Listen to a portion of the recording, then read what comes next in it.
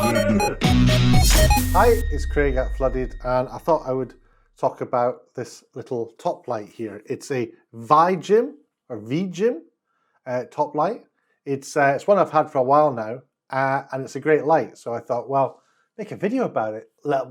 Share what I know. Now, I love tours, so a big tour of it first. And at the bottom, you have the thread to stick it on a tripod or a magic arm, whatever you want to do.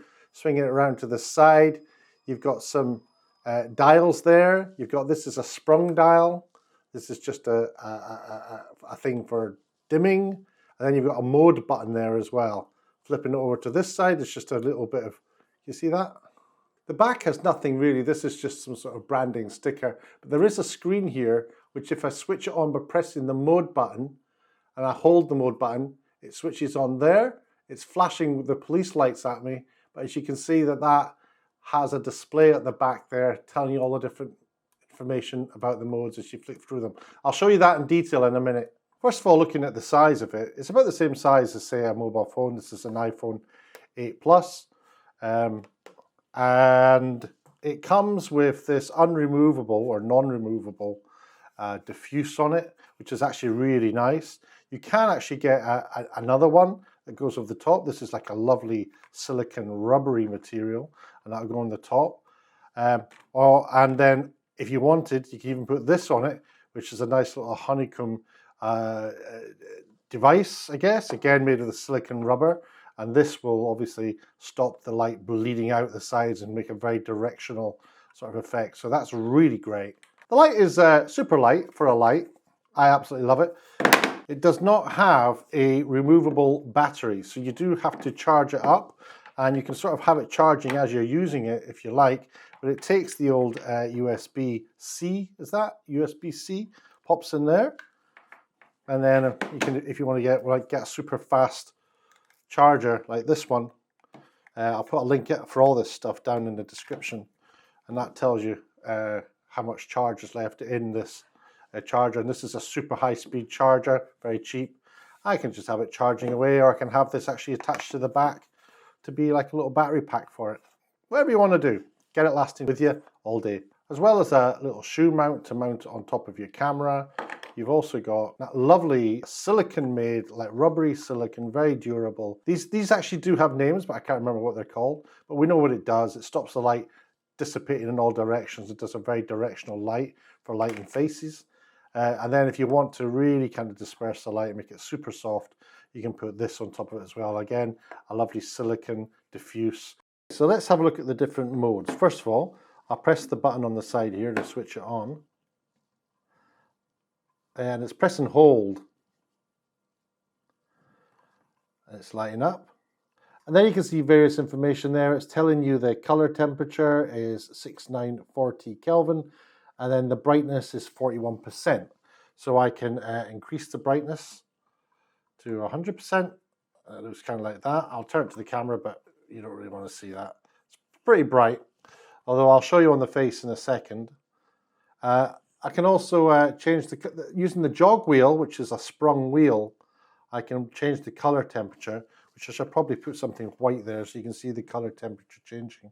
So if I move the jog wheel, is the color temperature changing? That's going down. That's now 5K, which is quite orangey really. Can you see that? It looks quite orange. And if I put it up on the jog wheel, you can see the color changing to go all the way up to 9000K, which is fairly blue. So daylight would be 5600, so I'll put it to 5600, which is what we'd probably normally have it. So it looks like daylight. There's 5470. A bit overexposed on my hand. But as you can see, it's a pretty powerful light. What I'll do now is I'll just light my face so you can see these different settings. Plus I'll show you what these different attachments look like once they're on the light. So the light has 196 LEDs in it. It has a lux of up to 1920. The battery inside, it's a 7.4 volt, 3000 milliamp battery. If that means something to you, pretty good. 3000 sounds like a big number. The good thing about it is it does support fast charging, and it says here that it can be fully charged in 2 hours. It supports full power for 130 minutes. Well, not sure that's going to be accurate. But before we do anything else, let's dim all the lights in here and take a look at how this looks on my face. What I'll do is I'll hold it like just above the camera. The camera's about an arm's length away. It's got like a nice mid shot. Seems like a fair enough distance. This is the light now at 100% power at 9000K, or that is what it says at least at the back of the light on the display. But I don't think it is 9000K. I think this is probably nearer 5,000–6,000K because that looks pretty close to daylight to me. All right then, so this is the light just above the camera. It is at 5600 Kelvin and it is at full 100% power without any diffusion on it at all. It's just the basic lights, 196 LEDs looking at my face, and this is kind of the result you get. Not bad. And finally, still at 100%, the light is now at 2500K, or that is at least what it says on the back of the light unit. Again, I wouldn't trust that number. I think you would just adjust this to whatever suits you. That gives a very orange glow, more pronounced by the very fact I've got a blue background. That's what the Fauves did anyway.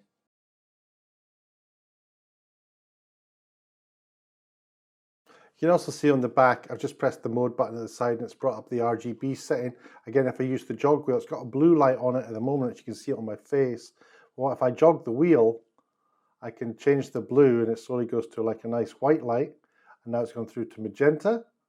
And what's happening is now it's gone through to a bright red. And now it's into orange. If I keep going, it's slowly changing to green. And as you can see, I can go through the whole color spectrum of the RGB there. It's back to blue. Is it still spinning? It seems to like it will just go through them. And you can pretty much change the light to any color you want to just keep it that way. Currently I'm on red. Again, I'm just going to press the mode button at the top here. And now we're going into disco mode. So this is quite a curious setting. It's basically, that's the police setting. It's showing police lights. I can kind of change it again. So it's focus in there. And I can change it to,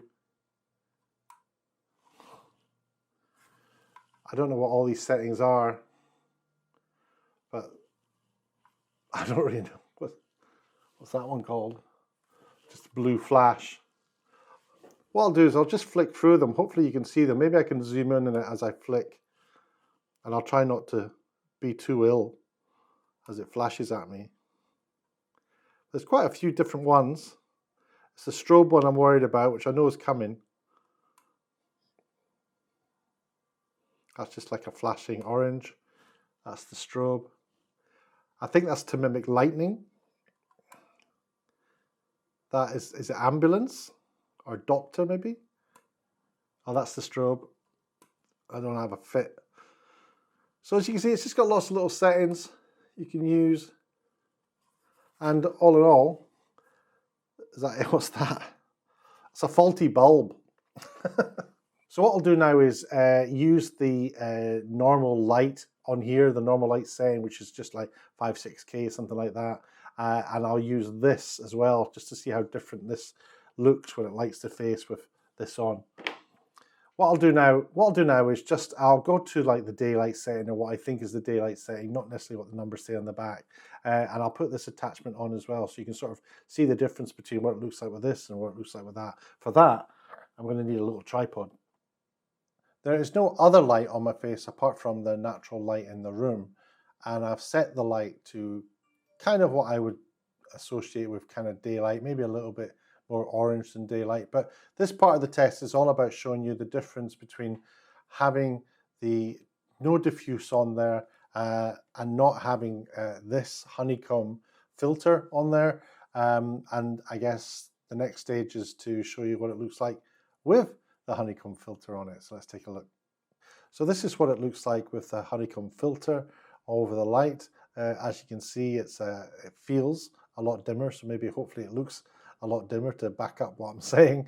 One thing is that if I was being filmed, this would be much more comfortable for me, or if I was filming myself, this feels a lot more comfortable to deal with, rather than the bright stark light of the natural diffuse that comes with the light. I'm going to now add this lovely silicone rubber diffuse to it and see what that kind of looks like, because I'm expecting high things. Although I think it will lose me a lot of light, maybe I'll be pleasantly surprised. Okay, this is the lamp with the added diffuse. The lamp comes with a natural diffuse, but this is the rubber silicone diffuse added to the light.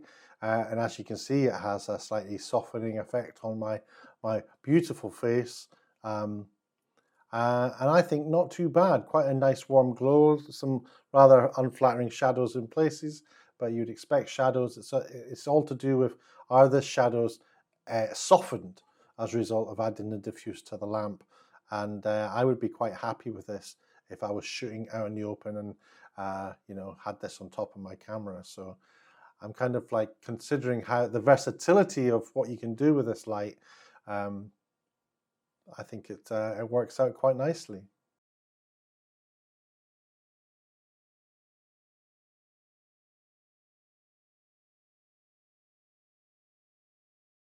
Well, thanks for watching. I would definitely recommend this if you're somebody who needs light support when you're out vlogging or filming. I'll definitely be using this in television, which is where I work. If you are interested in getting one of these, I'll leave a link down in the description. They are on Amazon. If you do buy it via that link and you've decided you want one, then that helps me out a little bit. I'll also leave my details down in the description if you want to get in touch. By all means, ask me questions in the description. If you've got any questions, not in the description, in the comments section, if you've got any questions about it. And always, always, always hit that like and hit the subscribe. It really, really supports me, and I appreciate all the support I can get. So thanks again for watching, and I will see you next time.